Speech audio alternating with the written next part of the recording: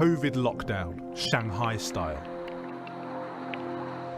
26 million people, by some measures the biggest city in the world, confined to their homes. But breaking through the silence, drone instructions.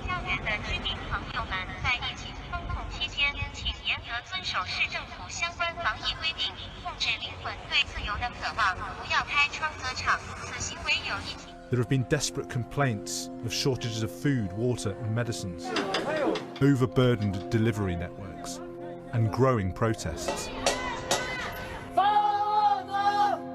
Public services are in chaos. One sick American, rather than being allowed to go home to isolate, was instructed to bed down on the ground outside a full hospital. Look, I've been sleeping on the ground. Man, our lockdowns are just a little different, you know. When they say that you're locked down, there's no going outside, there's no opening your doors.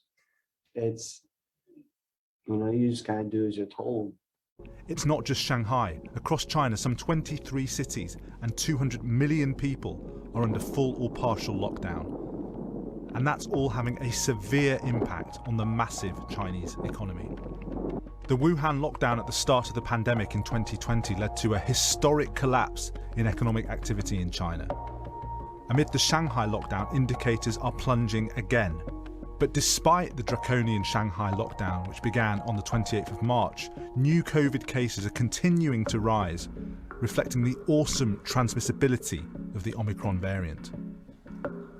There are two domestic barriers to getting out of this. First, China's low vaccination rate among the elderly, particularly for the highly vulnerable over 80s.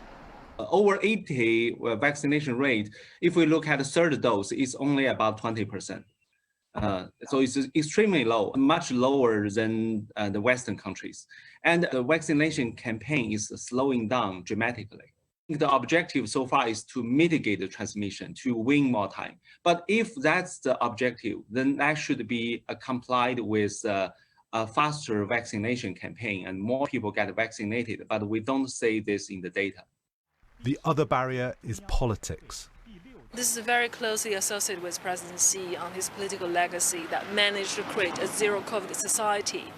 And the Chinese population expect a society that is COVID-free. But the argument is from some that it's creating domestic instability.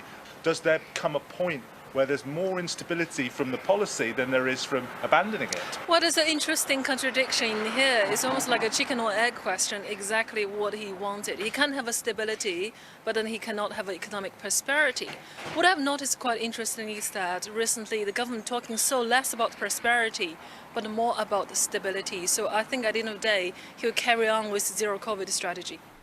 The danger is, though, that the Chinese government has painted itself into an excruciatingly painful economic and social corner. The lockdown situation in China is not only a threat to the Chinese economy, but the world economy as well, very much including the UK. Shanghai is home to the world's largest container port, which is now hobbled. The fear is of disruption to global supply chains, which are already severely stressed. Plus, China is the biggest single driver of global growth, and analysts are slashing their forecasts.